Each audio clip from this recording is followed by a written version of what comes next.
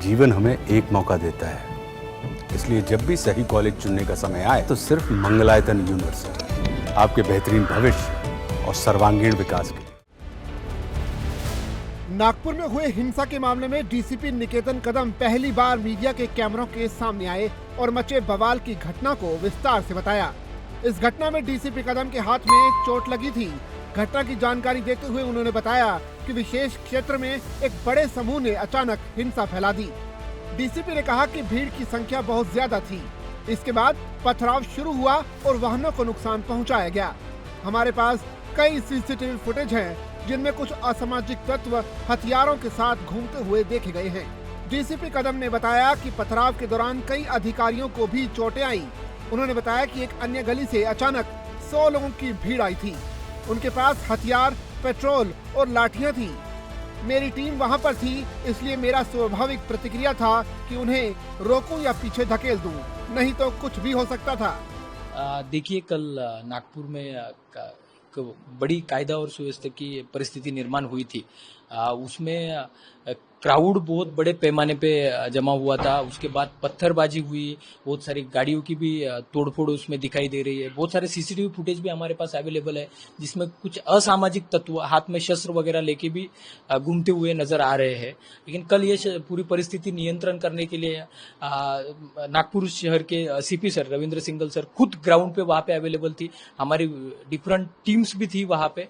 लेकिन जिस तरह से पत्थरबाजी हर दिशा से हो रही थी, उसमें अपने कुछ अधिकारी, कुछ अमलदार इंजर्ड भी हुए हैं और ये भी घटना वैसे ही हुई है। डीसीपी ने कहा कि मैंने आगे बढ़कर उन्हें रोकने का प्रयास किया। भीड़ में से कुछ लोग पीछे हटे, लेकिन उनमें से एक ने कुल्हाड़ी से मुझ पर हमला कर दिया, जिससे मेरे हाथ में गहरी चोट आई। लेकिन सौभाग्य से हमारी टीम के किसी अन्य सदस्य को चोट नहीं आई। ये 10:30 बजे के करीब का समय होगा। हम वहाँ पे बहुत नैरो लेन्स है, लेन्स के अंदर जब जा रहे थे तो वो हमारी एक टीम एक घर में कुछ सस्पेक्टेड लोग थे कि जो स्टोन पेल्टिंग करके छुपे हुए थे, वहां पे जाके चेक कर रही थी और उतने में एक 100 लोगों का क्राउड एक दूसरी गली से अचानक वहां पे आया। उनके पास शस्त्र थे, उनके पास पेट्रोल था, उनके पास आग लगाने के लिए भी चीजें अवेलेबल थी, लाठियां थी। तो मेरी टीम अंदर थी, तो मेरा पहले नेचुरल रिस्पांस यही था कि इनको यहीं पे रोका जाए या फिर पीछे ढकेला जाए, नहीं तो फिर आगे कुछ भी हो सकता था। तो मैंने उसी प्रकार से आगे जाके इनको जोर जोर से चिल्ला के रोकने का प्रयास भी किया।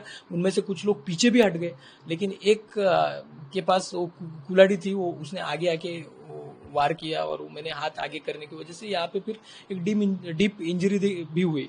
लेकिन थैंकफुली कि हमारी टीम में से किसी को कुछ हुआ नहीं, सब लोग वहां से सेफली बाहर निकल आए। डीसीपी कदम ने यह भी स्पष्ट किया कि जल्द ही आरोपियों की पहचान कर उनके खिलाफ कानूनी कार्रवाई की जाएगी।